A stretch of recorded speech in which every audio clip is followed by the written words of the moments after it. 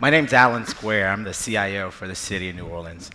Before we get started, I'd like to provide just a little bit of context. When people think about New Orleans, what you think about? A party, right?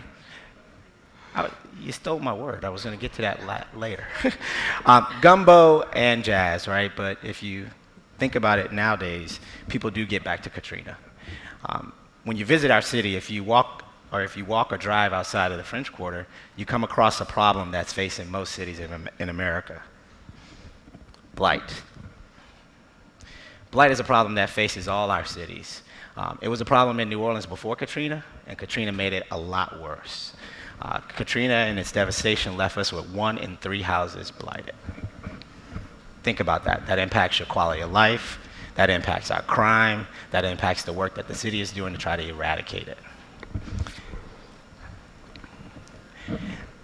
To solve blight, blight is not just the sole issue of Katrina. It started with a steady population decline back in 1960. Most people don't know this, but New Orleans was one of the largest cities in the South in the 1960s. Between 1960 and now, we lost over 300,000 residents. Katrina, in a blink of an eye, took us down another 110,000 properties, and that's a net decline. That's something that's difficult and hard for any city to recover from. It not only impacts just a few people, it impacts everyone. This is Dookie Chase Restaurant. If you've been there, if you've been to New Orleans, you gotta go to Dookie Chase. It's absolutely an iconic restaurant in American history. This is Mrs. Leah Chase. She's known by many as the queen of Creole cuisine.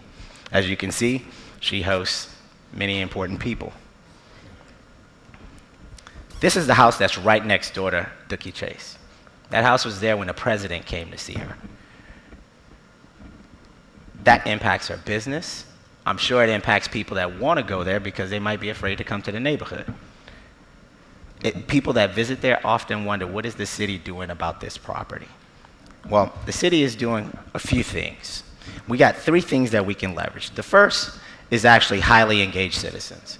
When I got to the city in early 2010, folks came to us every day, bringing us sophisticated maps, not so sophisticated lists.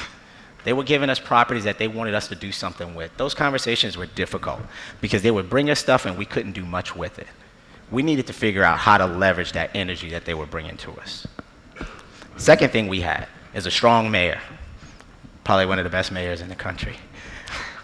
He made a mandate when he first got to the city. He said, in 3 years, we're going to eradicate 10,000 properties of blight.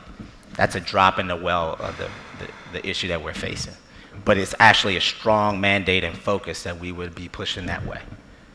The third thing we had is we established what they call Blight Stat. Like many of the city stat initiatives, this was the first one that the city of New Orleans took on. Absolutely making it a priority. It's a meeting that's held in public. It's not a report out to citizens. We don't prepare for it. We actually go there and we air out all our dirty laundry. We talk through the process. We're held to task. Sometimes I'm held to my task. People kick me in the butt when I'm not doing what I'm supposed to be doing. But absolutely, this is something that we needed to leverage. And so when we began to engage Code for America, we wanted to leverage these 3 things as, most importantly, be able to improve the conversation we're having with citizens. We have been talking to them about the process and the bulk of the properties. We needed to now be able to focus on individuals. I'm gonna hand it over to Alex as she elaborates on this story. Great, thanks, Alan.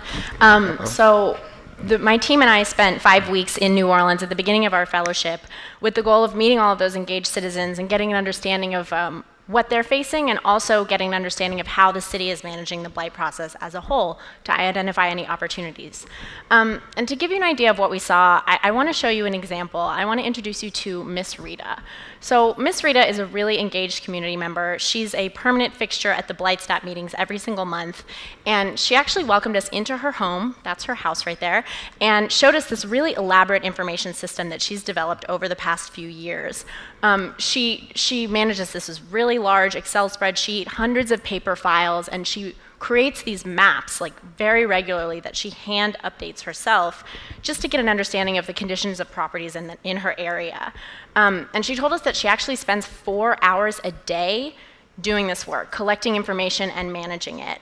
And And the crazy part is that those 4 hours don't actually lead to direct changes to blighted properties. Those are just her getting an understanding of the lay of the land so that she knows where to jump in. She needs to spend those 4 hours collecting information before she knows which properties to report to 311 or which properties she wants to go to a hearing for to contribute her opinion.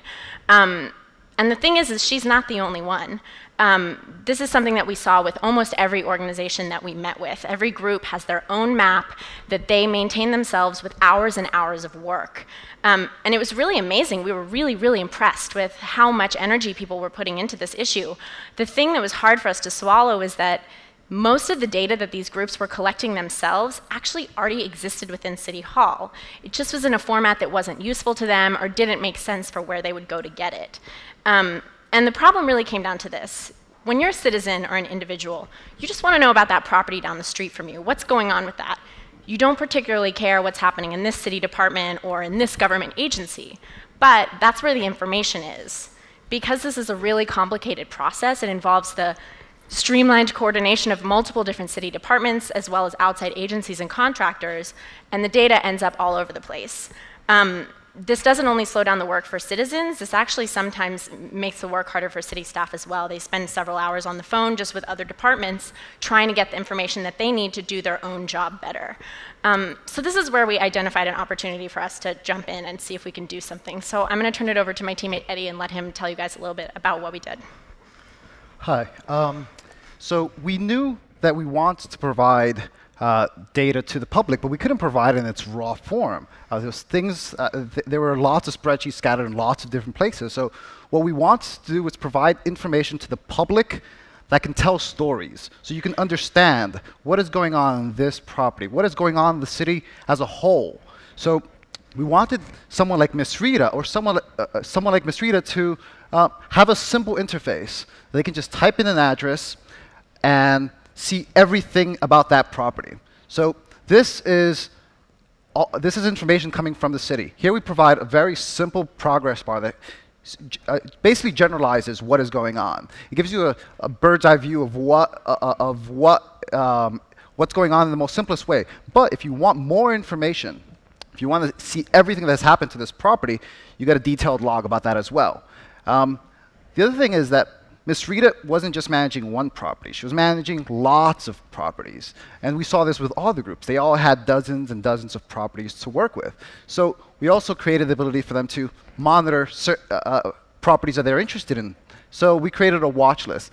Here's the most important part about this entire project. This is information that's coming from the city directly. This is the first time that the public will have access to the same information that the city has about blight. This hasn't existed before. What this means is that we can send notifications to anyone who subscribes to any of these properties to let them know what is going on. We also wanted to provide a bird's eye view of the entire city and the entire process. So Ms. Rita or whoever is working on specific neighborhoods can zoom into specific areas and apply filters that are relevant to their questions. We also wanted to improve the conversations between the city and the public. So we created a help center. Here we educate the public in how the process works. Code enforcement is very complex. So we want to describe as much of the process as possible to encourage better conversations between the public and the city. This is a project that we're going to continue working on after Code for America with the city of New Orleans. But and other cities have expressed deploying this project in their cities as well to help manage blight. But we think that this is a project that can grow and scale in providing all kinds of place-based information that people might be interested in receiving notifications for. This project would not have been possible with two other teammates, Amir and Serena, who are in the audience. They were critical in this project to ensure its success. We also had amazing partners in the city. I skipped ahead, but now Alan is going to give some closing statements. Thanks, Eddie. I'd like to wrap up with one quick short story. When we got to the city in 2010, the mayor asked me a question, which he thought was pretty simple. He said, when would I be able to drive down the street and know everything I need to know about that blighted property? I struggled. I really struggled with that answer. I knew we had poor IT systems, and our data was even in poorer shape than that. But what came to mind is that I needed to replace my entire platform for code enforcement and safety and permits. To me, that was a 2-3 year endeavor. With my partnership with Code for America, they made me be able to answer the mayor. Not only can I answer his question with this tool, but I'm also providing data now to citizens. So citizens can now transform the conversation. No longer are they asking us about piles of properties. Now they're asking me specifically, why is this inspection taking so long? What's the outcome of that adjudication hearing? Why? These are now conversations that now allow us to do more work and push us down the road in terms of eradicating blight, rather than us spending time trying to put together data to try to have a conversation. So we're looking forward to transforming that conversation, and that's actually happening next week with the launch of Blight Status. So I'd like to say thank you to you all as well as to the team. I'm really looking forward to it.